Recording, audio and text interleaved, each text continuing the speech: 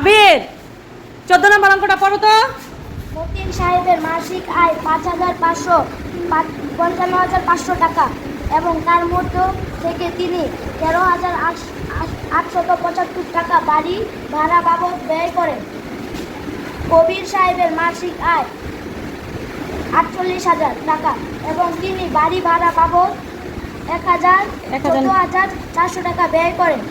ক তাদের প্রত্যেকের আয়ের ওপর বাড়ি ভাড়া বাবদ ব্যয় শতকরায় প্রকাশ করি। খ দুজনের মধ্যে কে বাড়ি ভাড়া বাবদ শতকরা হারে বেশি টাকা ব্যয় করে।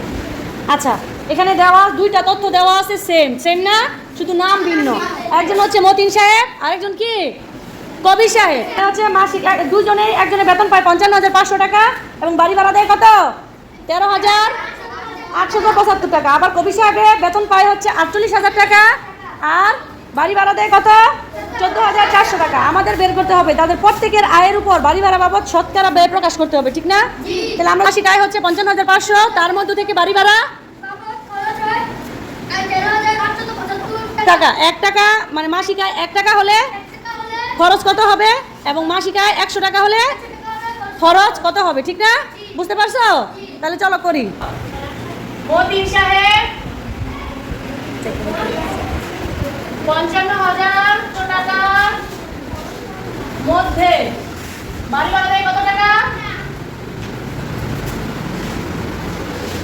বাড়ি ভাড়া কত টাকা দেয়? ১৩,৮৭৫ টাকা। ৮৭৫ টাকা। তাহলে সুতরাং মতিন সাহেব ১ টাকার মধ্যে বাড়ি ভাড়া দেয়, ঠিক আছে? কম না বেশি দিব? কম দিবে। কম দিলে কি ভাগ ভাগ।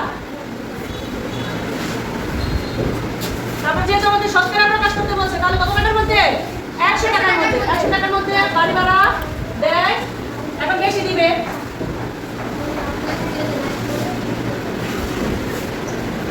বুঝতে পারছো? দেখো একদম সহজ। শূন্য কেটে দিলাম, শূন্য শূন্য কেটে দিলাম, কেটে দিলাম না? এখন এই ৫৫৫ দিয়ে এটা ভাগ করি, আমরা একটু ভাগ করে দেখি। যেহেতু ৩ সংখ্যার মধ্যে যায় না, তাহলে ৪টার মধ্যে কত হতে পারে? ৩ ৫ ১৫, বেশি হয়ে যায় না? দুই দিয়ে দিই পাঁচ। তাহলে এখানে যদি আমরা কাটি, এটাকে এত, এখানে হচ্ছে ২৫, ঠিক আছে? তাহলে শতকরা কত? ২৫। দেখো কবির সাহেব সেম ভাবে বের করেছি। কবির সাহেব ৪৮,০০০ টাকার মধ্যে বাড়ি ভাড়া দেয় ১৪,৪০০ টাকা। তাহলে ১ টাকার মধ্যে অবশ্যই কম দিবে, তাহলে ভাগ। এবং ১০০ টাকার মধ্যে কত টাকা দেয়? এখানে কাটাকাটিটা ভালো করে দেখো, এই যে উপরে ২ শূন্যের সাথে নিচের ২ শূন্য কেটে দিয়েছি। এখানকার ১ শূন্য, এখানকার ১ শূন্য, ৪৮ দিয়া ১,৪৪০ ভাগ করলে উত্তর কত হয়? ৩০ হয়। তো ১ দিয়ে কেটে ৩০ লিখে দিয়েছি, তাহলে কত হলো? ৩০ টাকা। কত টাকা? ৩০ টাকা। শতকরা মতিন সাহেব কত টাকা দেয়? ২৫ টাকা। মতিন সাহেব দেয় শতকরা ২৫ টাকা আর কবির সাহেব দেয় শতকরা। তাহলে বাড়ি ভাড়া বেশি দেয় কে? কে বেশি দেয়? কেমন নাম্বার প্রশ্নটা আমাদের কি বলছে? দুইজনের মধ্যে কে বাড়ি ভাড়া বাবদ শতকরা হারে বেশি টাকা দেয়? তাহলে কে বেশি দেয়? কবির সাহেব বেশি দেয় না? তাহলে আমরা খ নাম্বার দিয়ে কি লিখবো? মতিন সাহেবের বাড়ি ভাড়া শতকরা ২৫ টাকা আর কবির সাহেবের বাড়ি ভাড়া শতকরা ৩০ টাকা। সুতরাং কবির সাহেব শতকরা হারে বাড়ি ভাড়া বেশি দেয়। করতে পারবে না? করো তো দেখি খ নাম্বার।